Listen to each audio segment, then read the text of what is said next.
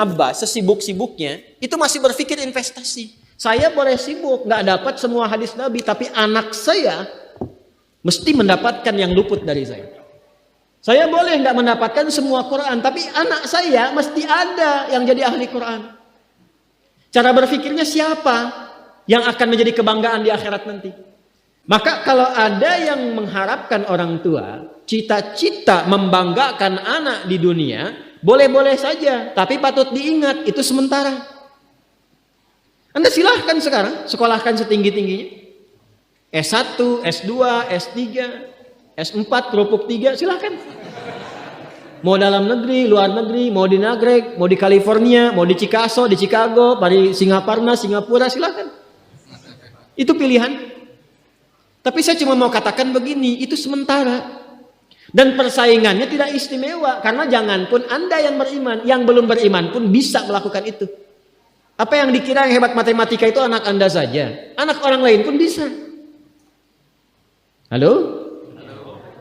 Apa Anda kira yang jago fisika itu anak Anda saja yang beriman? Yang belum beriman pun bisa. Ya. Jadi perlombaannya itu rata semua. Dan gak ada yang istimewa. Mengistimewakan yang hilang itu gak ada kerjaan. Mengagungkan yang hancur, yang sifatnya fana, rasanya biasa. Apa yang mau dibanggakan sih? Maka yang dipikirkan tuh perlombaan yang sejati itu begini. Perlombaan yang sejati itu adalah perlombaan untuk kehidupan yang abadi yang gak fana lagi. Jadi kalau pada saat itu unggul selamanya karena gak ada kematian lagi setelah itu. Itu yang dimaksudkan hadis Nabi. Kalaulah ada dunia ini punya nilai walaupun itu hanya bagian dari satu sayap nyamuk saja, ya, tentu tidak akan pernah Allah memberikan itu semua kepada orang-orang yang ingkar kepadanya. Ya. Karena kalau diberikan nggak adil di situ. Ya. Karena itu sifatnya fana, ujian saja, pada akhirnya kembali. Nah, Abbas itu mampu membaca itu. Ini kehidupan sejak di zaman jahiliyah loh. Awas ya. Jadi risalah Islam itu membimbing pengikutnya, umatnya untuk berpikir lebih cerdas, divisioner. Makanya jadi muslim itu mesti cerdas. Beriman itu membuat Anda lebih pintar.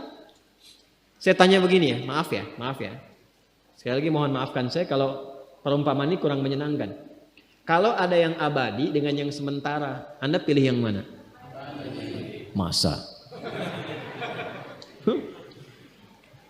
Sholat itu untuk yang abadi atau yang sementara? Abadi. Baik. Mobil itu untuk yang abadi atau yang sementara? Pilih yang abadi apa sementara?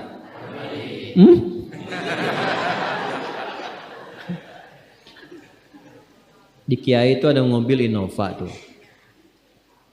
Siapa yang besok memilih tidak sholat subuh? Pilihannya pilih Innova atau pilih sholat subuh? Yakin? Kalau saya pilih Innova dipakai untuk mengantarkan sholat subuh. Nah, itu lebih bagus. Ya. Jangan dipotong sampai situ ya. Ya bisa aja kita pilih Avanza, bisa pilih Ferrari, bisa pilih Pajero ya. Awas yang punya mobil Innova, Anda potong royalti kena. Paham? Abbas itu begitu. Anak saya mesti dipanggil di akhirat dan semua penduduk langit dan bumi menyimak itu semua. Diviralkannya di akhirat. Viral dunia itu sementara. Internetnya diputus gak viral lagi. Kadang-kadang yang viral kemarin kan sekarang gak ada lagi. Ya kan? Yang viral tahun lalu sekarang sudah gak ada. Ya kan? Jadi belum selesai kehidupan sudah hilang juga viralnya. Akhirat itu selamanya. Dan biasanya begini, kalau orang-orang yang diviralkan oleh Allah atas kehendak Allah itu abadi melintasi setiap masa. Jadi ada yang viral karena berita, ada yang viral karena doa dan kehendak Allah Subhanahu wa taala. Itu yang diviralkan langsung atas kehendak Allah itu melampaui zamannya. Makanya kisah ini pun bertahan sampai sekarang. Nah, Abbas itu berpikir, saya boleh sekarang jadi pebisnis pedagang, tapi anak saya mesti menguasai apapun yang pernah diajarkan oleh Nabi. Maka anak kecil ini sejak dini mengikuti Nabi. Sejak dini lekat dengan Nabi. Maka ketika Nabi tidur pun itu ikut berkunjung karena keluarganya. Nah, inilah yang didapatkan oleh kita hadis tentang bangun tidur. Jadi hadis tentang bangun tidur itu diriwayatkan oleh anak kecil yang umurnya belum genap balik. Main-main ke rumah Rasulullah, ke rumah bibinya Sayyidah Maimunah, ingin tahu bagaimana cara bangun malamnya Nabi. Itu diikutin sampai dilihat gimana bangunnya. Duduk dulu, kata beliau duduk dulu. Kemudian mengusap dengan bagian tangan yang diduga bersih untuk menghilangkan bekas ngantuknya. Setelah itu membaca khawatimah surah Ali Imran.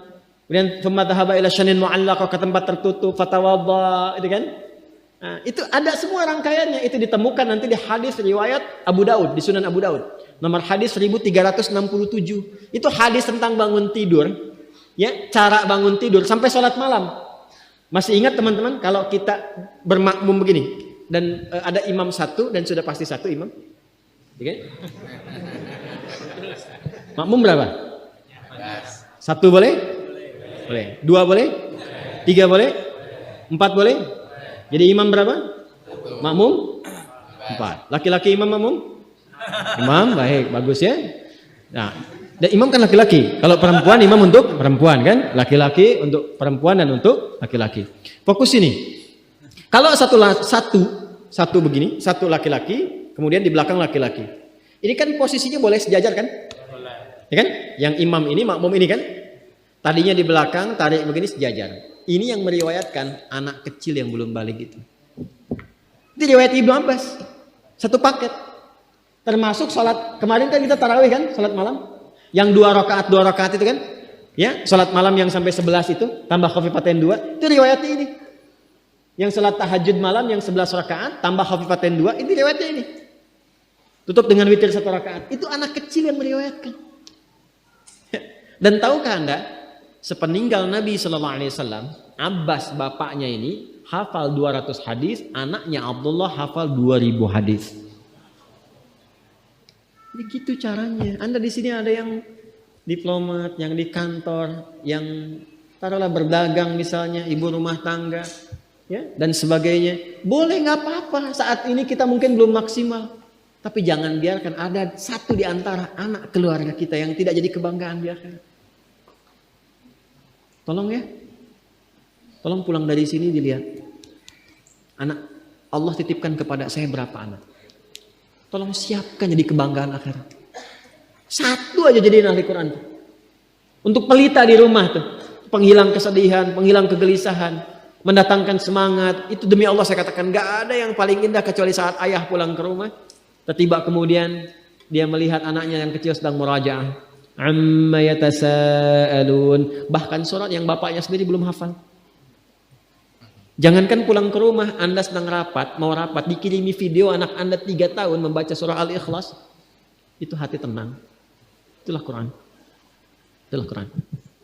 Maka belajar dari Ibnu Abbas ini, apa yang terjadi ketika orang tua mampu memfasilitasi anaknya demikian, sekalipun orang tuanya tidak mencapai apa yang diraih oleh anak, tapi orang tua mewarisi setiap pahala yang dihasilkan dari anak itu. Karena itulah setiap hadis yang diriwayatkan oleh Abdullah kecil ini, Ibnu Abbas, maka semua doa tersambung bukan hanya untuk beliau, tapi juga untuk keluarganya, untuk orang tuanya. Karena itu kalimatnya bukan radhiyallahu ta'ala anhu, tapi anhuma, untuk Abdullah dan bapaknya.